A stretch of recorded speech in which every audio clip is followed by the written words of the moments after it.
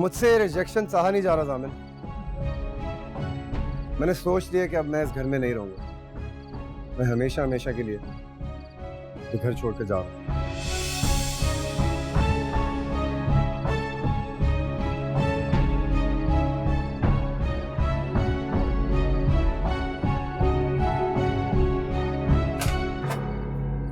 तुम्हें अंदाजा भी है तुमने क्या किया है जामिन? जी है अंदाजा। उस बेचारी पे जुल्म हो रहा था और मैंने जुल्म को रोका है बस। वो बेचारी है तो मैं कौन हूँ? आप इस मामले में बीच में कहां से आ गई यार? भाभी जान तो यही समझती है ना कि सारे मामले में मैं भी मुलविस हूँ। ताई जान को तो रहने दीजिए आप, उनकी आदत है रस्सी को सांप बनाना।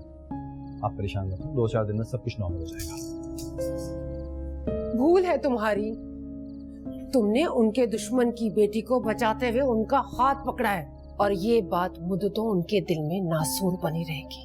इस बार वो नॉर्मल नहीं होंगे। तो क्या करता मैं? सहर को पीट रही थी, वो पिटने देता मैं उसको। किसी मुहज़्ज़ब खानदान में ऐसा होता है क्या? अव्वल तो ये होना ही नहीं चाहिए, और अगर हमारी जहालत की वजह से ऐसा हो भी गया था तो आपको तो खुश होना चाहिए कि आपके बेटे ने आगे बढ़कर इस बदतहजीबी को रोका है। जुल्म, बदतहजीब, जाहिल, ऐसे लगते हैं हम तुम्हें क्या? गॉड सेक अम्मी, मैं आपको नहीं कह रहा, मैं ताई जान को भी नहीं कह रहा, मैं उस सिचुएशन को कह रहा हूँ। अब बाहर वाली बात थी, खत्म हो गई, आप बार बार क्यों दोहराई जा रही है? बात अभी खत्म हुई नहीं जामिन, और इस बार इतनी आसानी से खत्म होगी भी नहीं। क्या मतलब? तुम भाभी जान के सिर्फ भतीजे ही नहीं, होने वाले दामाद भी हो। उन्होंने अपनी बेटी का मुस्तकबिल तुमसे मंसूब कर रखा है। तुम्हारा और उनका रिश्ता बहुत नाजुक है। खुदा करे कि वो ये बात भूल जाए। और अगर ना भूली तो? मैं इस बारे में सोचना भी नहीं चाहती।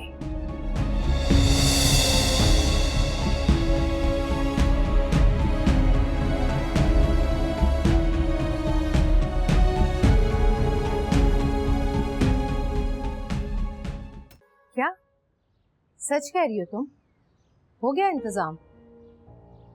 अच्छा, ये तो बहुत अच्छी खबर सुनाई तुमने। नहीं नहीं, कोई सवाल जवाब नहीं करना, ना ही कोई गारंटी और मालूमात चाहिए मुझे। हाँ, बस 2-4 दिन में तुम आओ मेरे पास, लेकिन आने से पहले फोन कर लेना। हाँ चलो ठीक। ओ खुदा हाफिज़। अस्सलाम वालेकुम मम्मा। आज मैं सिर्फ आपके लिए शॉपिंग करने गई थी। देखिए मैं आपके लिए कितनी सारी चीजें लाई हूँ।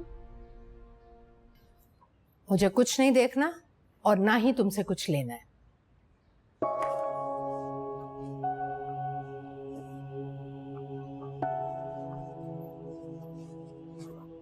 उस दिन वाली बात पर अभी तक नाराज है मुझसे? हाँ हूँ। ऐसा मत करे ना मम्मा, माफ कर दे मुझे। बात भी खत्म हो गई। बात खत्म नहीं हुई थी, बात खत्म की थी मैंने तुम सबके सीनों पर चढ़कर। मम्मा वैसे सहर शुरू से मना। खबरदार, उस लड़की की हिमायत में एक लफ्ज मत बोलना। अच्छा सॉरी सॉरी, प्लीज गुस्सा मत करे ना, आपकी सेहत के लिए बुरा है। ठीक है, मुझे बताओ अपने मंगेतर से बाज़पुर्स की तुमने? किस बारे में? उस दिन के वाक़े के बारे में। वो भी मुझसे मुंह फुला के बैठ गया, लेकिन अब ठीक हो गया। क्या? वो मुंह फुलाकर बैठ गया तुमसे? क्यों? यही वो बोल रहा था कि एक दफा जब सहर ने मुझे मना कर दिया था तो मैं उसके पीछे क्यों पड़ गई थी। एक बात याद दिलाना चाहती हूँ तुम्हें, तुम्हारा मंगेतर तुम्हारे बाप के ऑफिस में नौकरी करता है, और ये घर जहां वो अपने माँ बाप के साथ रहता है वो घर मेरा है, और मेरे बाद तुम्हारा। मैं आपकी बात का मतलब नहीं समझी। अगर जामिन, वकार और मुनज़्ज़ा को उठते बैठते मैं इस बात का एहसास नहीं दिलाती तो ये मेरा बड़ापन है। इसके लिए उन्हें मेरा और तुम्हारा शुक्रगुजार होना चाहिए।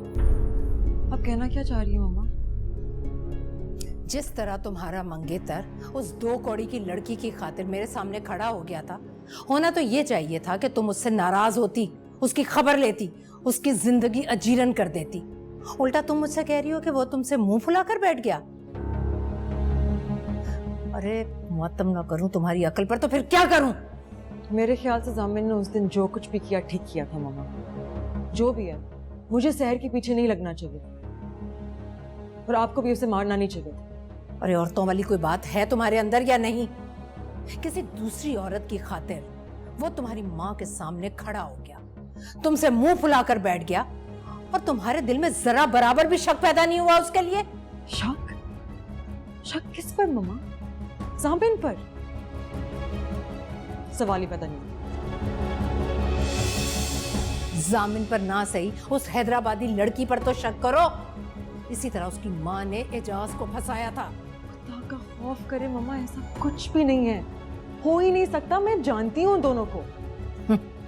अपनी आंखें और कान खुले रखने की बजाय अगर तुम ये चाहती हो कि मैं अपना मुंह बंद कर लूं तो ठीक है, लेकिन कल को तुम मेरे पास रोती भी आई तो मैं भी अपनी आंखें और कान बंद कर लूंगी, बिल्कुल इसी तरह जिस तरह इस वक्त तुम किए बैठी हो।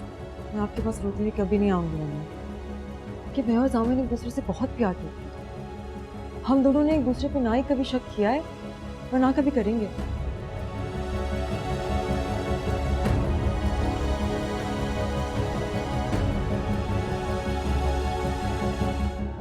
तुम कहां जा रहे हो?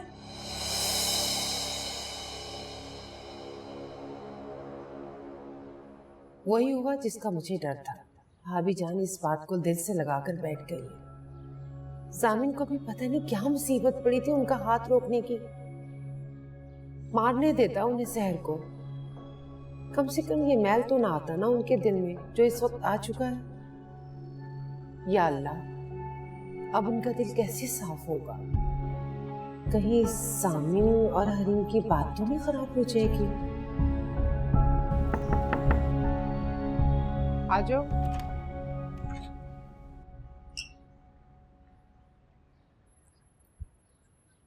आपके लिए ब्लैक कॉफी। मैंने तो नहीं मांगी थी ब्लैक कॉफी। मैं अपने लिए चाय बना रही थी, सोचा आपके लिए भी कॉफी बना दूं। रुको सहर, राफी अच्छा लड़का है, ये तुम्हें इनकार क्यों किया?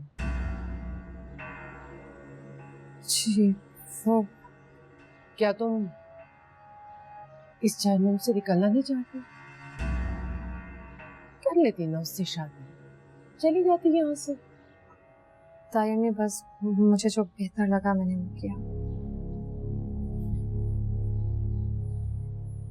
तुम्हारा ठीक दुनिया वालों की नजर में ठीक नहीं है। क्या मतलब?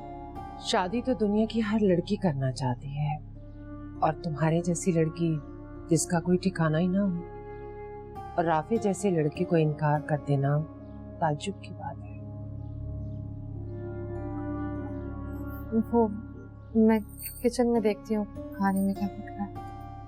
मेरी बात अभी मुकम्मल नहीं हुई। तुमने राफी को इनकार क्यों किया? क्या तुम किसी और को पसंद करती हो? नहीं ताईजान, किसी को पसंद नहीं करती। किसी और से शादी करना चाहती हो? तो क्या तुम शादी ही नहीं करना चाहती? नहीं करना चाहती। मैं किचन में देखूं।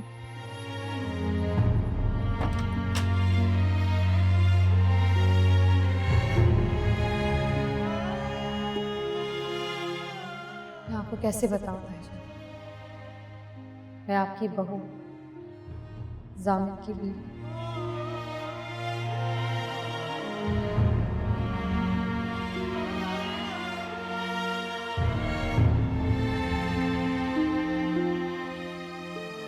मुझे जामिन और हरीम की शादी में अब बिल्कुल भी देर नहीं करनी चाहिए।